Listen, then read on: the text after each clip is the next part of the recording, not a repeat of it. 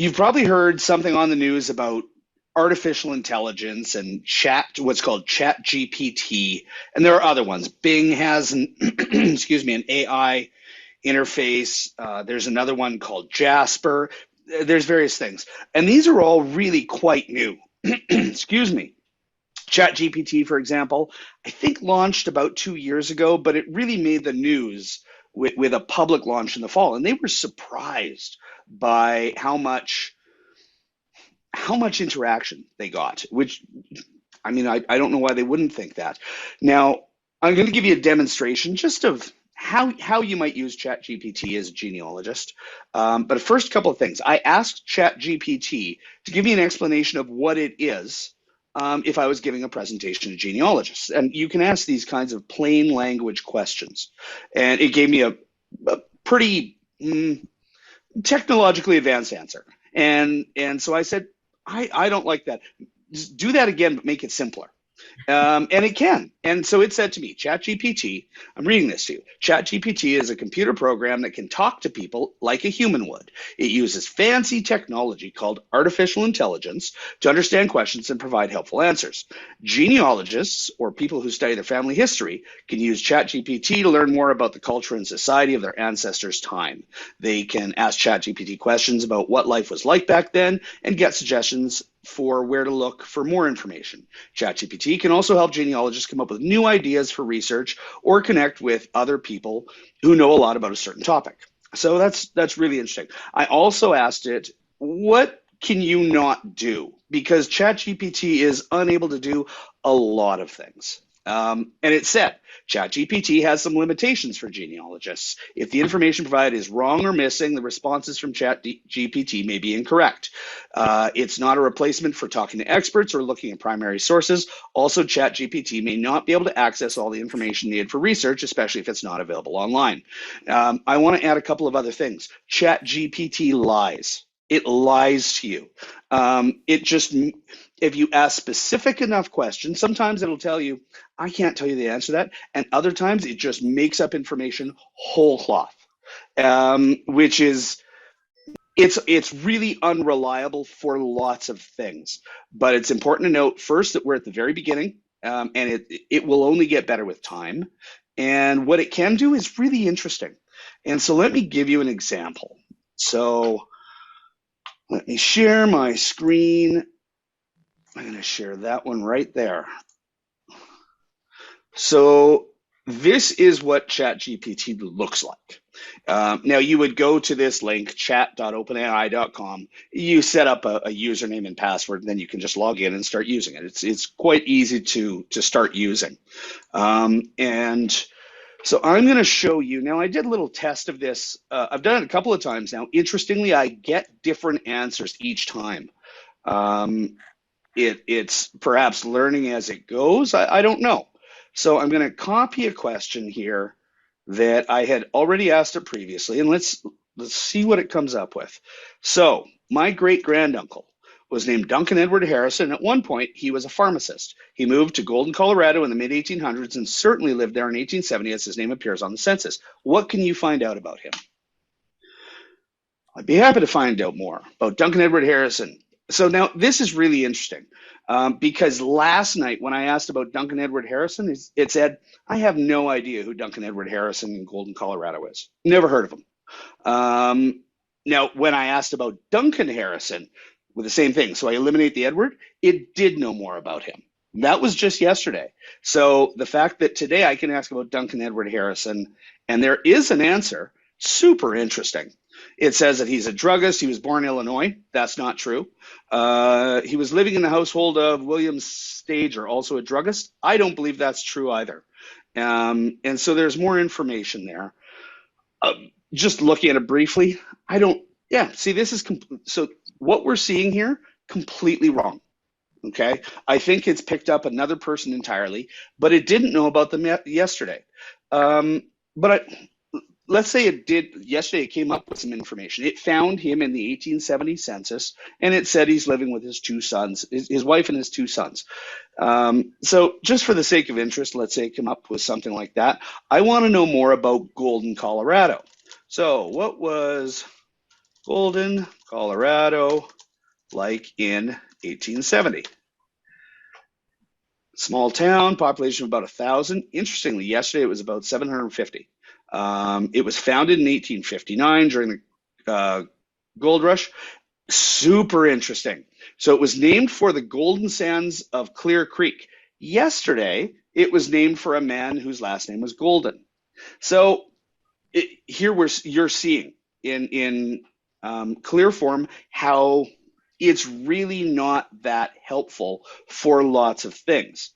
However, I have done this a couple of other times with this same one, and it's coming up with more relevant information each of those other times. So I don't know who it's onto right now. I don't know who this Duncan Edward Harrison is finding out about. I'm going to go on to a different question. I'm going to go ask about my great-great-great-grandfather, John Harrison. So my question is, my 3 times great-grandfather was a man named John Harrison. He was Duncan's father. John came to Canada with the 41st Regiment of Foot in 1799. Are you able to find out any information about him? So I hit enter, and it says, can try to help you more information. British soldier in the 41st. That was a British Army regiment. To learn more about John Harrison and his military service, it says to look at the National Archives. Another resource is Library and Archives Canada. Previously, it had, when I asked some questions, it had found information about him in, what was it from? It wasn't Hansard, but it was something from House of Commons. And in fact, I have the primary source on that. So it was accurate. Now, if I want to know more about the 41st, what was life like as a soldier in the 41st Regiment? Now, it knows that I'm asking contextually about John Harrison's time, right? Because if the 41st was still existent in 1920, which I believe it was, although it had been reformed, it would give a wholly different answer. Chat GPT knows, because I've previously asked about 1799 and John Harrison, it knows that I'm asking about that time period. So it's giving me a whole lot of information about uniforms. Course or something? Yeah, I got a web meeting. Tracy, you might want to mute yourself, please. And so it knows that. I can ask, what did a soldier's uniform look like? It knows. So I asked a very broad question. What do soldiers' uniforms look like? It knows that I am asking about the 41st specifically, and it gives me answers about that. It describes uniform. You can use this to find out more information about a place, right? So when I asked about the population of Golden, Colorado, it told me about 1,000. It told me 750 yesterday, but it's generally right. It's something around it. I mean, it's a small town, right? Certainly at that time. I asked what the population is now. It knows that the population now is 21,000, something like that. And all of this. So it can provide a wide range of information. I've asked it what uniforms look like. It told me more specifically about, so John Harrison, he was a color sergeant in the 41st Regiment. It told me what the role of a color sergeant was, how their uniform differs. They wore a bear fur hat to differentiate them from the other soldiers, and the importance of their position, and that kind of thing. So this is just an example. What I find is that accepting that the information that's coming out of it is really unreliable, or certainly can be, it provides a lot of color and background to my research. It can go and find some specific information. I was able to find other mentions of Duncan Harrison in the census by asking the question just right, but I can go look that up anyway. So I wouldn't necessarily do it for that. But again, we're in the very early days. Somebody like Ancestry or MyHeritage, they are going to incorporate an artificial intelligence model at some point, and you will be able to ask it questions. In the next 5 years, we are probably going to see a vastly different experience with search when it comes to genealogy sites and the records that they hold.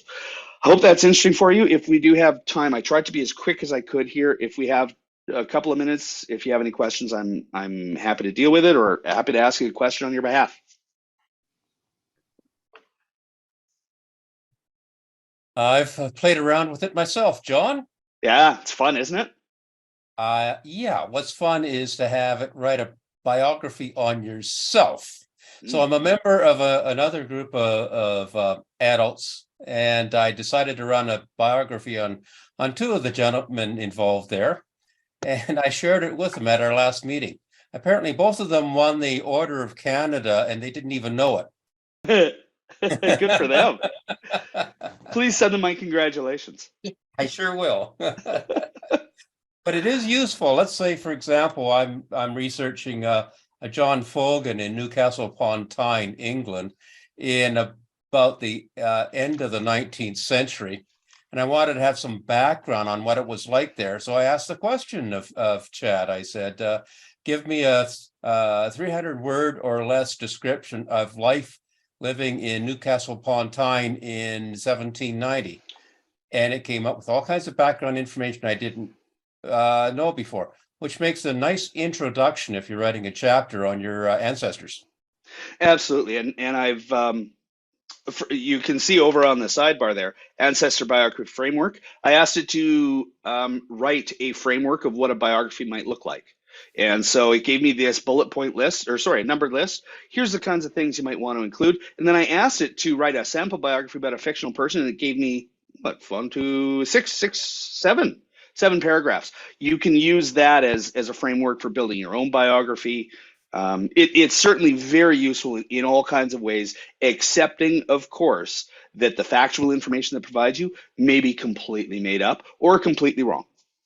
If you really want to have fun, do what I did. I just said, write up a 500-word description of a family history society in Calgary in the prose of Shakespeare. The And it, poetry was and it beautiful. gave it to you. It It gave it gave to it to you. me. So I said, well, that's kind of nice, but now do it in the style of hip hop. Hey, oh man, yeah, left out, right field. And I finally said, okay, that's nothing. I really want to go over the top this time. Give me the same description on a genealogy society in the style of Donald Trump. Ah, It was bigly. It was tremendous. It was. Tremendous. So have Yeah, fun with it, and maybe you can use it. it's Yep. it's it's really a fascinating technology, and I mean, from the perspective of like cars, it only just launched. This is like the Model T, right? Except we are going to be at a 2000 era Jaguar in 2 years' time. Like the from here to amazing is in a very short amount of time, and this is going to be this is going to be groundbreaking in all kinds of ways.